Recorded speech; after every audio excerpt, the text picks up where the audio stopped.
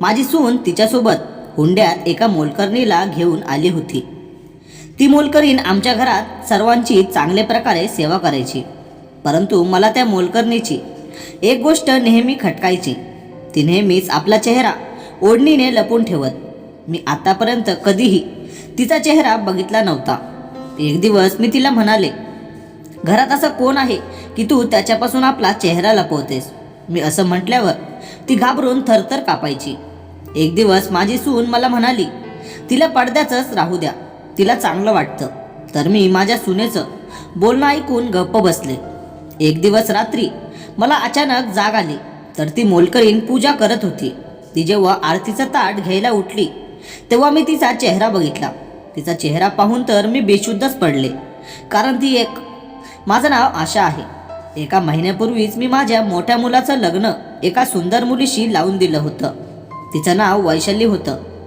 वैशाली एकटीच असल्यामुळे तिच्या घरच्या लोकांनी खूप सारा हुंडा दिला होता। सोबतच कामासाठी एक मोलकरीण पण दिली होती।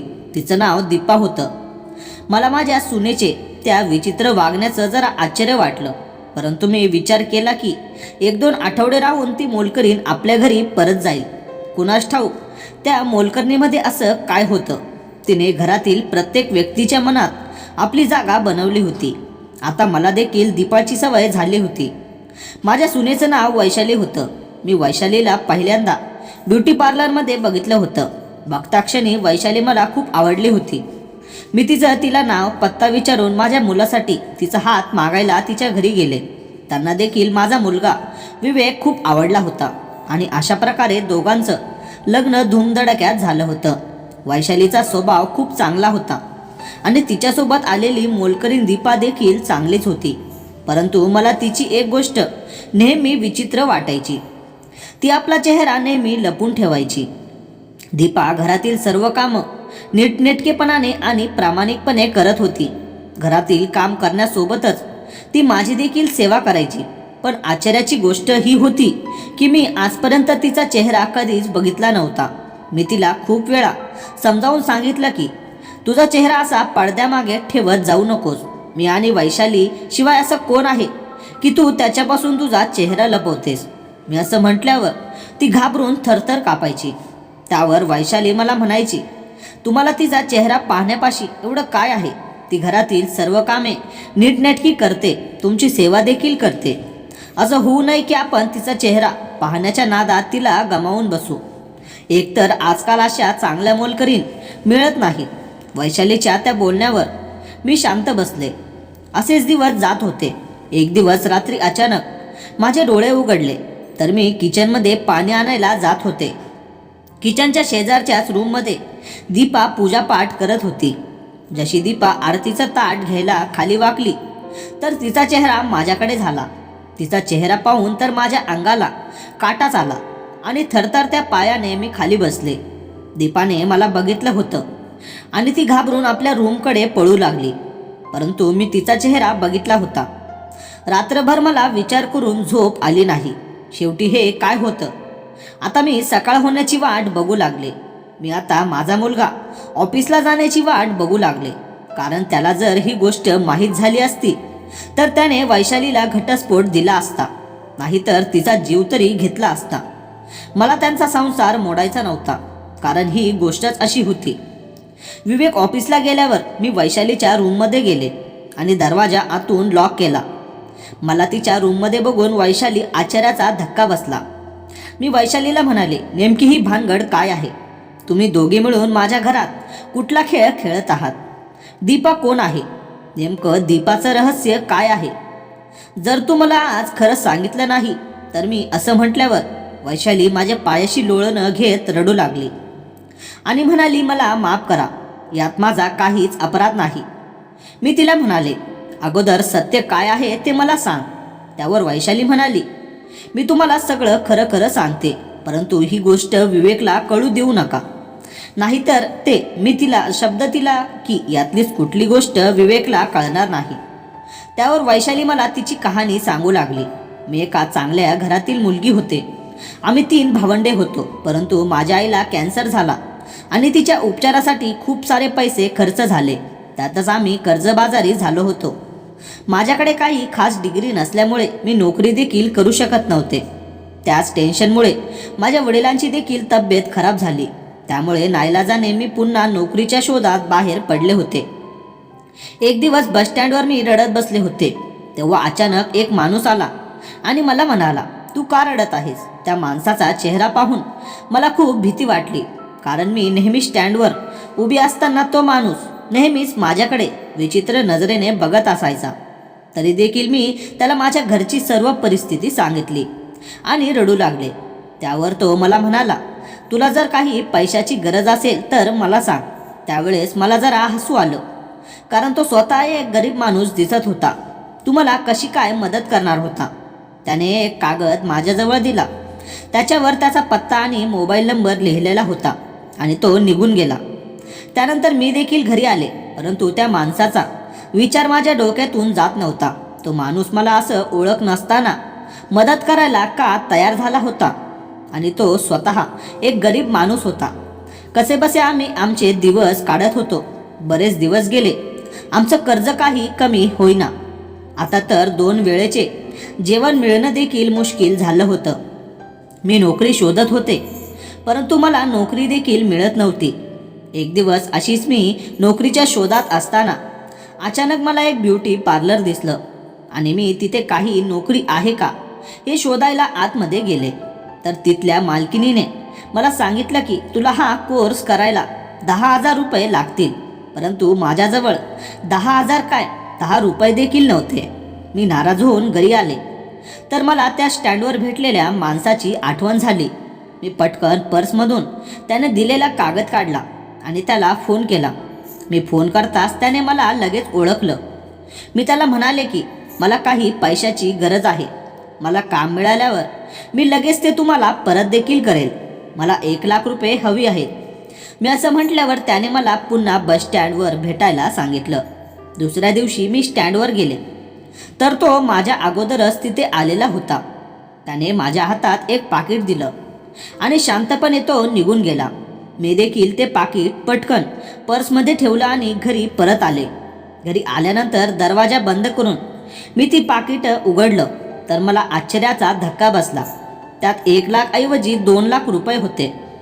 मी त्याला फोन करून त्याबाबत विचारलं तर तो मला म्हणाला, तू या पैशातून कोर्स करून एक चांगलं ब्युटी पार्लर टाक आणि जेव्हा तुझ्याकडे पैसे परत येतील तेव्हा मला दे. मी त्याला धन्यवाद दिला आणि आनंदाच्या भरात त्याला एक शब्द दिला की आयुष्यात जर तुला कधी माझ्या मदतीची गरज लागली तर मी तुला ती नक्की करेन. तुम्ही मला माझी बहीण समजा. मला नव्हतं माहीत आनंदाच्या भरात मी किती मोठी चूक केली होती. त्यानंतर मी ब्युटी पार्लरचा क्लास जॉईन करून स्वतःचं एक पार्लर टाकलं. आता माझे दिवस पलटले होते. माझ्याकडे चांगला पैसा देखील येऊ लागला होता. माझ्या पार्लरमध्ये स्त्रियांची गर्दी होऊ लागली आणि एक दिवस तुम्ही मला पार्लरमध्ये बघितलं आणि मला पसंत केलं आणि तुमची सून म्हणून मला पसंत केलं. लग्नाची तयारी चालू झाली होती आणि अचानक तो मदत केलेला माणूस माझ्याजवळ आला आणि मला म्हणाला, मला तुमच्याकडून काहीतरी हवं आहे. मी त्याला म्हणाले, मी तुमचे सर्व पैसे परत करेल. मला फक्त थोडासा वेळ द्या. तो मला म्हणाला, मला पैसे नको आहे, मला तुझी मदत हवी आहे. त्याने मी त्याला दिलेल्या शब्दाची आठवण करून दिली, जो शब्द मी त्याला 2,00,000 रुपयांच्या बदल्यात दिला होता. तो मला म्हणाला, मला तुला एक गोष्ट मागायची आहे. आता हा माणूस काय मागतो या गोष्टीनेच माझे हात पाय थरथर कापू लागले होते. तो मला म्हणाला, तू मला तुझ्यासोबत तुझ्या हुंड्यात घेऊन जा. त्याचं ते बोलणं ऐकून मला आश्चर्याचा धक्का बसला. असं कसं काय होऊ शकतं? तो मला म्हणाला, तू मला तुझी कामवाली म्हणून घेऊन जा. मी नेहमी स्वतःचं तोंड लपवून ठेवेल. कोणाला माहीत देखील होणार नाही की मी मुलगी नाही मुलगा आहे. त्याचं ते बोलणे ऐकून मला खूप राग आला. मी त्याला म्हणाले, पण मी हे सर्व का करू? मला माहीत आहे तू मला मदत केली आहेस. तुझे माझ्यावर उपकार आहेत. परंतु मी माझ्या नवऱ्याला एवढा मोठा धोका अजिबात देऊ शकत नाही. एका अनोळखी माणसाला मी मोलकरीण बनवून माझ्या घरी कसं काय घेऊन जाऊ शकते? मी रागानेच कपाटातून 2,00,000 रुपये काढले आणि त्याच्यापुढे ठेवत म्हणाले, आजपासून तुझा आणि माझा संबंध संपला आहे. माझं बोलणं ऐकून तो एकदम माझ्या पायाशी लोळणं घेत म्हणाला, काही करा पण मला तुमच्यासोबत घेऊन चला. तो एकदम काकुळतीला येऊन मला विनंती करत होता. शेवटी मला त्याची दया आली आणि मी देखील त्याला उठवत म्हणाले, नेमकं गोष्ट काय आहे? तो हात जोडत मला म्हणाला, वैशाली, मला माझ्या आईला भेटायचं आहे. मी आश्चर्याने त्याला विचारलं, कोणती आई? तो मला म्हणाला, तुझी होणारी सासू ही माझी आई आहे. मला तिची सेवा करायची आहे. तू मला तुझ्यासोबत घेऊन चल. त्याचं ते बोलणं ऐकून मला आश्चर्याचा धक्का बसला. हे असं कसं काय होऊ शकतं? हा माझ्या नवऱ्याचा भाऊ. तो जर माझ्या सासूचा मुलगा होता तर मग त्याला चोरून घरात येण्याची काय गरज होती? तो तसाही त्याच्या आईला भेटू शकला असता. तो मला रडतच त्याची कहाणी सांगू लागला. माझं नाव किरण आहे. मी जन्माला आलो तसं माझ्या आईच्या आयुष्यात वादळ घेऊन आलो होतो. प्रत्येक आई मूल जन्माला आल्यावर खूप आनंदी असते, परंतु माझ्या जन्मानंतर आईचं आयुष्य बेचिराग झाला. माझा जन्म होताच माझ्या आजीला माझं सत्य माहीत झालं असतं तर तिने एक मिनिट देखील माझ्या आईला घरात ठेवलं नसतं. माझ्या वडिलांनी तर हॉस्पिटलच्या बेडवरच तिला लगेच घटस्फोट दिला असता. कारण देवाने माझ्यासोबत खेळच तसा खेळला होता. कारण मी नाही मुलगी नाही मुलगा म्हणून जन्माला आलो होतो. मी तर एक हिजडा म्हणून जन्म घेतला होता. माझा जन्म झाला तेव्हा नर्स आईजवळ आली आणि तिला म्हणाली, तुम्हाला नाही मुलगा झाला आहे नाही मुलगी. तुमच्या पोटी एका हिजड्याने जन्म घेतला आहे.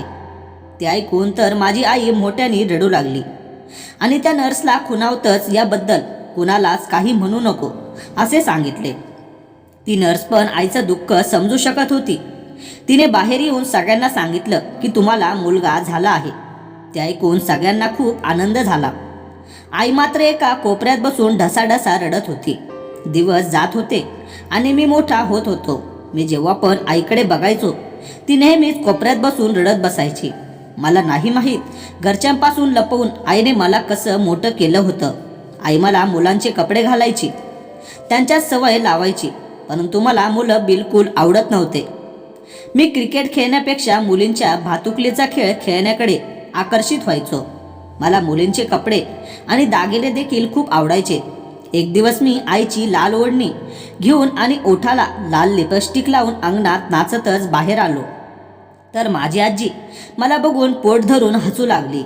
आजी हसतच आईला म्हणाली, हे बघ तुझ्या लाडक्या पोराने कसलं सोंग घेतलं आहे. त्या दिवशी आईने मला हाताला धरून रूममध्ये नेलं आणि माझ्या वडिलांच्या बेल्टने खूप मारलं. त्यावेळेस मी फक्त 7 वर्षाचा होतो.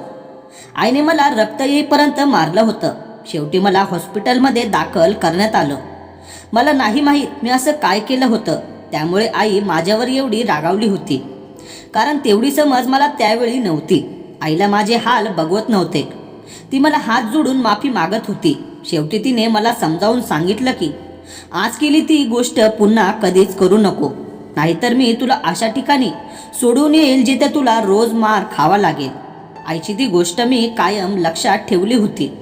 परंतु म्हणतात ना, हा सर्व आपल्या शरीरातील गुणसूत्रांचा दोष असतो. दिवस जात होते. माझं खरं रूप आईशिवाय घरात कुणालाच माहिती नव्हतं. मी जेव्हा 10 वर्षांचा झालो होतो तेव्हा माझ्या वाढदिवसानिमित्त एक मोठी पार्टी ठेवली होती. आई माझ्यासाठी चांगला शर्ट पॅन्ट घेऊन आली होती, परंतु मी माझा ड्रेस घालण्याऐवजी माझी छोटी बहीण अनुचा फ्रॉक घातला होता आणि लिपस्टिक लावून केक कापण्यासाठी बाहेर आलो. सर्वजण माझ्यावर हसू लागले. त्यावेळेस देखील आईने मला हाताला धरून आत नेलं आणि माझा ड्रेस चेंज करून मला बाहेर आणलं. त्या दिवशी रात्री आईने मला पुन्हा खडसावलं. तुला सांगितलं होतं ही चूक पुन्हा करू नकोस. तुला माहीत नाही आत्तापर्यंत मी घरच्यांपासून किती मोठी गोष्ट लपवून ठेवली आहे. दुसऱ्या दिवशी ती मला अशा ठिकाणी घेऊन गेली ज्याचा मी स्वप्नात देखील विचार केला नव्हता.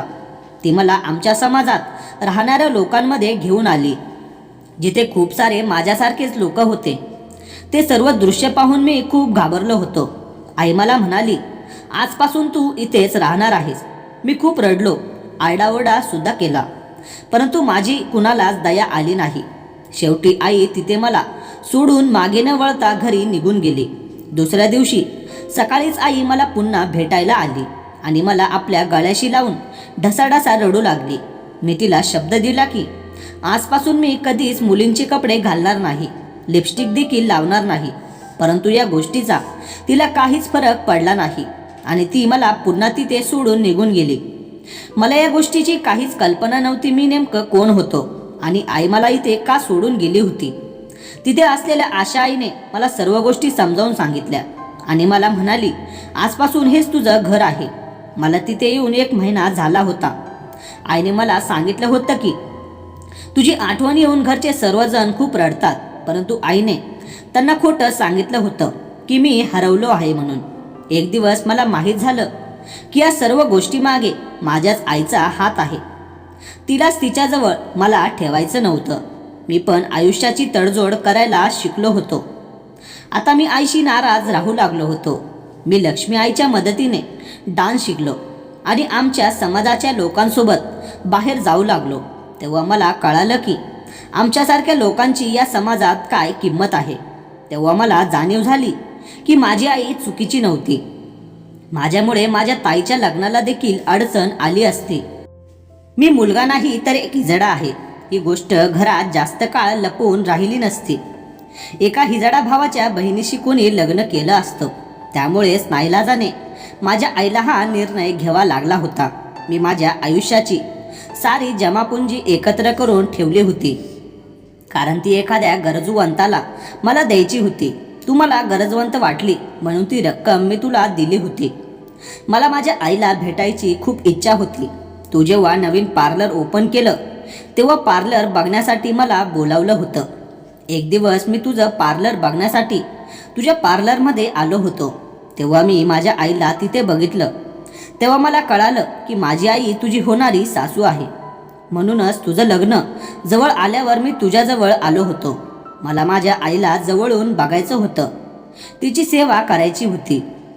त्यांचं ते बोलणं ऐकून माझ्या आणि वैशालीच्या डोळ्यातून अश्रूच्या धारा वाहू लागल्या. मी माझ्या मुलाच्या गळ्यात पडून ढसाढसा रडू लागले. मला माझ्या वागणुकीचा पश्चाताप येत होता. माहीत नाही त्याने आयुष्यात काय काय सहन केलं होतं. या समाजाच्या भीतीपोटी मी माझ्या पोटच्या गोळ्याला नरकात ढकलून दिलं होतं. थोड्या वेळाने तो रडतच आपल्या रूममध्ये निघून गेला. मी त्याच्या रूममध्ये गेले तर तो आपलं सामान पॅक करून घर सोडून निघाला होता. तो मला म्हणाला, मला तुझं आयुष्य पुन्हा नरक बनवायचं नाही. त्यावर मी त्याला म्हणाले, बाळा, खरं तर मी तुझं आयुष्य नरक बनवलं होतं. लोकांच्या भीतीपोटी मी तुला दूर कुठेतरी सोडून आले होते. मला माफ कर. तो माझ्या गळ्यात पडून ढसाढसा रडू लागला. मी पूर्ण गावात मिठाई वाटली. आज माझा हरवलेला मुलगा मला पुन्हा मिळाला होता. देवाने मला माझी चूक सुधारण्याची एक संधी दिली होती. तर मित्रांनो, तुम्हाला ही कथा आवडली असेल तर व्हिडिओला लाईक आणि चॅनलला सबस्क्राईब नक्की करा. धन्यवाद.